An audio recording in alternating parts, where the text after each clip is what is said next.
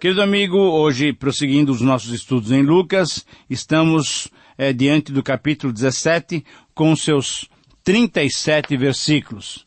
Em termos resumidos, Jesus está mostrando que o verdadeiro cristão deve se ver servo, sem valor, ao invés de querer aparecer e querer se mostrar como os fariseus e hipócritas. Afinal de contas, a hipocrisia farisaica e as pretensões dos ricos foram sempre apontadas como um perigoso fermento e um ácido corrosivo para a comunidade daqueles que seguem a Jesus. Então, a pergunta que se faz é: como é que deve viver a comunidade dos discípulos? Além de outros relatos, Lucas nos mostra então agora Jesus instruindo sobre essa vida em comum, essa vida em comunidade. Assim, para um melhor aproveitamento, vamos dividir esse capítulo, 37 versículos de Lucas 17, em 7 parágrafos, e a partir do estudo de cada um deles, nós vamos nos abrir para as lições que Deus tem para nós e para os desafios que Ele tem para as nossas vidas. Você está preparado? Então vamos lá, vamos abrir a Bíblia e vamos começar. Lucas 17, em primeiro lugar, os versículos 1 e 2. Aqui, o Senhor Jesus fala sobre os escândalos. Jesus está recomendando: não escandalizem os pequeninos. Se o Evangelho adverte os discípulos sobre os escândalos, é porque existiam também naquele tempo, existem hoje, escândalos nas comunidades cristãs. Escândalo é uma palavra grega que significa engodo, cilada, armadilha, e daí pedra de tropeço. Pedra propositadamente colocada para fazer alguém tropeçar. E Jesus sabia que os escândalos seriam inevitáveis, mas ai daquele que os provoca. Trata-se de escandalizar um desses pequeninos, mas na verdade quem são esses pequeninos? São os cristãos novos, recém-convertidos, ou os cristãos novos em idade. Talvez até crianças que faziam parte da comunidade. Na verdade, pior que sofrer o inferno por ser um falso mestre, por ser um hipócrita e não viver o que se ensina, seria ir para o inferno e ver que você foi o causador desses pequeninos estarem também sofrendo no inferno por seguir as suas instruções, sejam eles novos, recém-convertidos, ou então adolescentes, crianças. Jesus então é muito radical nesse ponto.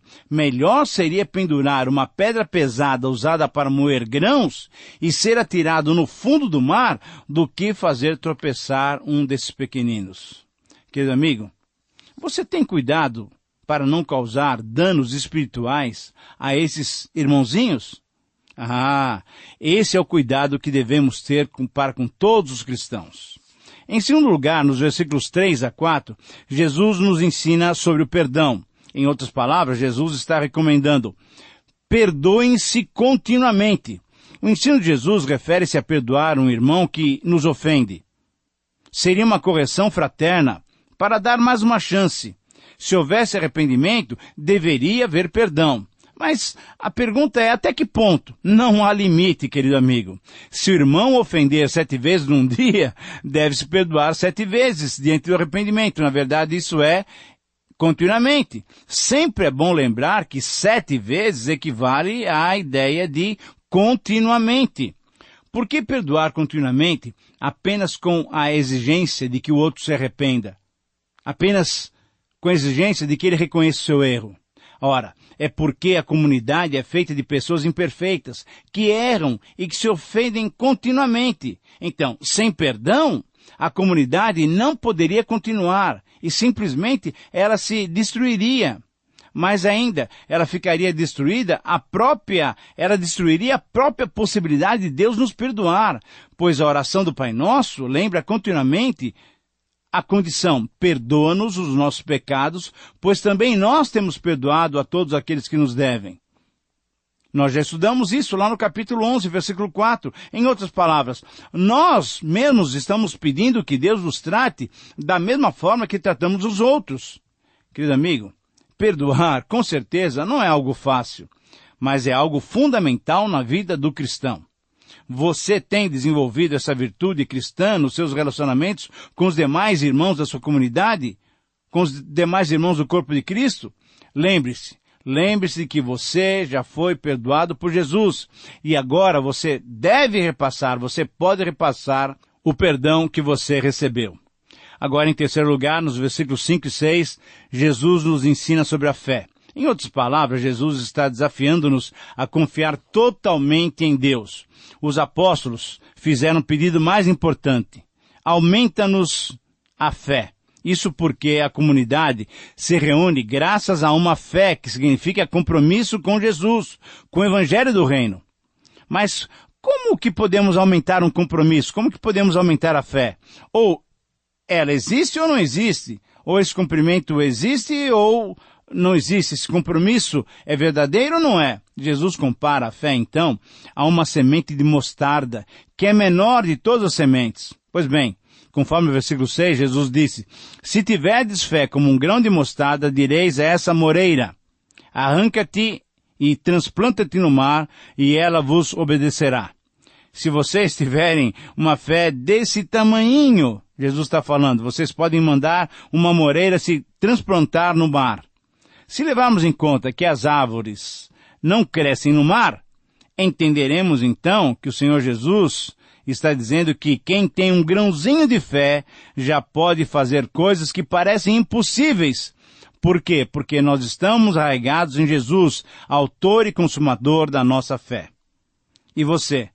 Você sabe por que a fé é tão necessária dentro desse contexto? Eu creio que alguém já pensou nisso. É necessária? Por quê? Porque na convivência da comunidade, a convivência perdoadora entre os irmãos deve ser praticada. O perdão como a fé são práticas que extrapolam a ação humana. Temos que depender da graça de Deus para que essas virtudes sejam vivenciadas por todos nós. Agora uma pergunta específica para você. É assim que você tem desenvolvido a sua vida cristã? Dependendo do Senhor para demonstrar perdão e para manter o seu compromisso de fé? Espero que sim. Em quarto lugar, nos versículos 7 a 10, Jesus nos ensina sobre o papel do servo. Jesus está ensinando que não devemos pensar que conquistamos méritos pelos serviços prestados. Não. Essas palavras são muito importantes porque muita gente pensa que é excepcional, tenho feito muitas coisas.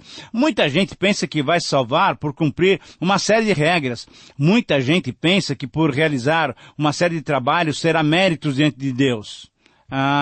Jesus diz que essas pessoas devem se considerar inúteis, como servos inúteis, porque fizeram apenas o que deviam fazer, cumpriram apenas com o dever e nada mais. Ninguém se salva porque cumpriu o seu dever, nem porque obedeceu determinada ordem. A salvação, querido amigo, você sabe, é pela graça de Deus. Nós somos salvos pela graça e não por meio daquilo que fizemos ou deixamos de fazer.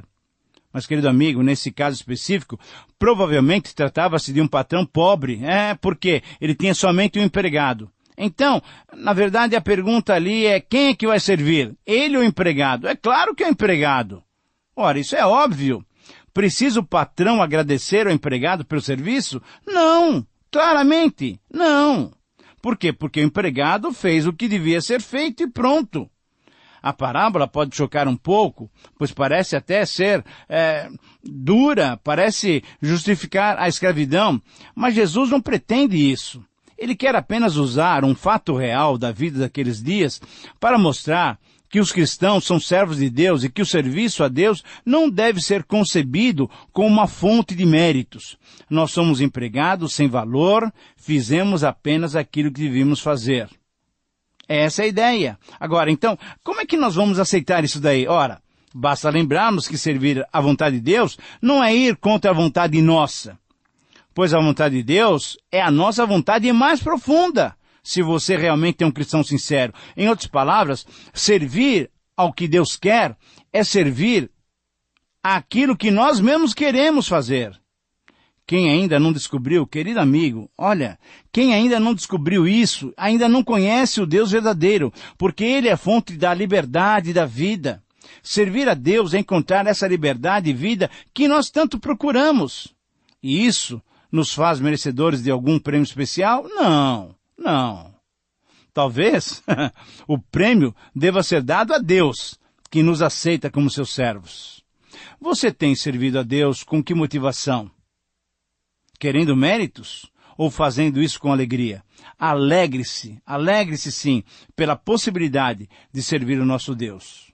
Em quinto lugar, nos versículos 11 a 19, temos o relato de Jesus curando 10 leprosos. Você conhece bem a passagem. Lucas retoma o fio da narrativa, lembrando que Jesus estava a caminho de Jerusalém, talvez descendo pelo Vale do Jordão, na direção a Jericó, conforme 9:51, 13:22 e 18:35, que nós vamos estudar ainda. Perto do povoado, ele se encontrou com 10 leprosos. De fato, conforme a lei, eles deveriam ficar fora da cidade. Eles eram marginalizados e não se poderiam aproximar das pessoas, conforme estudamos também em Levítico 13. O pedido então que eles fizeram a Jesus, gritando de longe, demonstra uma total confiança. Mas Jesus não os curou logo.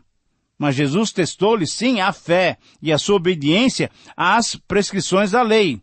Na verdade, ordenava-se, e você lembra de Levítico 13, Levítico 14, que um curado se apresentasse aos sacerdotes para que esses constatassem a cura e o reintroduzissem ao convívio social. Você deve se lembrar que estudamos esse procedimento lá em Levítico 14, do versículo 1 até o 32. Será que você se lembra? Foi o último livro que estudamos. Se os leprosos obedeceram a Jesus, é porque acreditavam na cura, acreditavam no poder de Deus, acreditavam no poder de Jesus. E é exatamente isso, no caminho para se apresentarem ao sacerdote, eles ficaram totalmente curados. Mas aí se destaca um detalhe, um deles, um só voltou para agradecer a Jesus. E Lucas destaca que esse que voltou era um samaritano. Na verdade, Lucas destaca as ações de Jesus pelos estrangeiros, conforme nós já vimos em 4:27, em 7:9, 10:37. Por quê? Porque o Evangelho, mesmo vindo dos judeus, não ficaria somente restrito aos judeus. Foi Lucas mesmo, lá em Atos 1:8, que nós vamos estudar posteriormente, que destacou a ordem de Jesus de pregar em Samaria e também nos confins da terra. Mas há um outro dado importante. Os outros 9 leprosos são judeus. E judeus e samaritanos, você sabe que se odiavam. É curioso como a necessidade reúne as pessoas, não é mesmo? Então, eles estavam reunidos entre si. É verdade, a necessidade reúne as pessoas. Para quê? Para combater as necessidades deles mesmos. Todos tinham uma necessidade, que era a cura. E a grande lição é dada mais uma vez por um samaritano. Ele voltou dando glórias a Deus. Mas o que significa isso? Significa ser capaz de reconhecer o dom e agradecer a Deus, porque Ele, Deus, é a fonte de todas as dádivas. A maior forma de oração é esse louvor que reconhece que Deus é Deus e que o homem não é Deus. Cabe ao homem receber o dom de Deus e louvá-lo com gratidão, ao contrário do espírito do mérito. O resultado, então, foi a salvação desse que teve o coração grato. A tua fé te salvou, disse Jesus, conforme o versículo 19. Infelizmente, querido amigo, muitos estão à procura apenas da cura do corpo e não se preocupam com a alma. E você? Você tem um coração grato a Deus? Você tem reconhecido a bondade e a misericórdia de Deus? Você tem procurado Jesus apenas para os seus males físicos? Ou você tem procurado a Jesus para resolver toda a sua vida? Lembre-se, um coração grato agrada a Deus. Em sexto lugar, nos versículos 20 a 21, Jesus declara que o reino de Deus já está presente. No tempo de Jesus eram muitas as expectativas de uma grande transformação das condições de vida. Há muito povo era dominado pelas grandes potências estrangeiras. A Síria, Babilônia, depois Medo-Persas, depois Grécia, os romanos. E dentro do país, a injustiça era o pão de cada dia. Esperava-se ardentemente o dia do Filho do Homem, personagem misteriosa que vinha da parte de Deus para fazer um julgamento e instaurar o reino de Deus. Isso era uma profecia lá de Daniel, capítulo 7, no tempo do exílio da Babilônia. A todo custo procuravam sinais que indicassem a vinda desse dia maravilhoso, mas também de um dia terrível e glorioso. Também hoje o povo deseja ardentemente grandes transformações. quando que acontecerão? Aonde que acontecerão? Qualquer grande catástrofe natural ou social faz pensar no final dos tempos. Mas, segundo o Novo Testamento, o grande julgamento e a vinda do reino já estão acontecendo na história. Mas a pergunta é, como que podemos distinguir o dia do Filho do Homem? Devemos atentar então para as palavras do Senhor Jesus, que disse que o reino já está presente. Também os fariseus perguntaram sobre o momento em que chegaria o reino de Deus. Bem entendido, por trás dessa pergunta eles queriam saber quais seriam os sinais que indicariam a chegada do reino. Como nós, também eles faziam muitas fantasias, pensando que seria uma época maravilhosa, mas a resposta do Senhor Jesus até certo ponto foi decepcionante. O reino de Deus não vem ostensivamente, ou seja, nada de grandes barulhos ou fogos de artifícios, coisas mirabolantes. Não, isso quando muito caracteriza as coisas humanas, mas não são o reino, de modo que não se poderá dizer ou apontar o reino está aqui ou ali. Na verdade, o reino não é alguma coisa que vai cair sobre a realidade, mas é algo que se estabelece no coração do ser humano. Quando Jesus disse que o reino já estava presente, alguns gostariam de traduzir presente dentro de vocês, que é possível até pela língua, mas não pelas circunstâncias, pois Jesus está falando com os fariseus, justamente aqueles que não aceitavam a sua mensagem. Por outro lado, o reino não é apenas uma realidade interior. Jesus quer dizer que Ele próprio é o reino de Deus entre os homens, porque através dele, Jesus, Deus está realizando o seu projeto. Mas que projeto é esse? Ora, o de salvar, de libertar, de restaurar. Essa é a presença do reino de Deus. Dessa forma, o reino de Deus em Jesus se torna presente e manifestado. E isso vai acontecendo sempre que alguém abre a sua vida para receber Jesus como Rei Supremo e Salvador, como Senhor de sua vida. E aí temos não só o sinal do reino, mas o próprio reino. Querido amigo, você já se submeteu ao senhorio do Rei Jesus? Essa é a sua grande oportunidade, que você possa orar sinceramente. Venha o teu reino, seja feita a tua vontade. E finalmente agora, em sétimo lugar, nos versículos 22 a 37, Jesus orienta sobre os sinais da vinda do Filho do Homem. Então, veja só, na continuação desse tema, Jesus é o próprio Filho do Homem, a misteriosa personagem que veio da parte de Deus para fazer o julgamento e instaurar o reino. Mas chegará um tempo em que os discípulos desejarão vê-lo e não poderão mais vê-lo. Por quê? Porque conforme os versículos 23 a 25, haverão muitas vozes. Ei-lo aqui, ou lá está ele. Acontecerá, portanto, repentinamente a vinda do reino como um relâmpago. E também porque importa que primeiro ele padeça muitas coisas e seja rejeitado por essa geração. De fato, o julgamento e o reino serão fruto do seu testemunho até o fim, até a morte. Sua morte nas mãos dos religiosos injustos manifestará a perversidade dos poderes injustos e os condenará. Então, sim, ficará claro que o reino é o triunfo da justiça sobre a injustiça. Os discípulos, portanto, não podem crer nos boatos de que o Filho do Homem está aqui ou ali, pois Jesus estará presente como um relâmpago que ilumina o céu e a terra. Mas como isso acontecerá?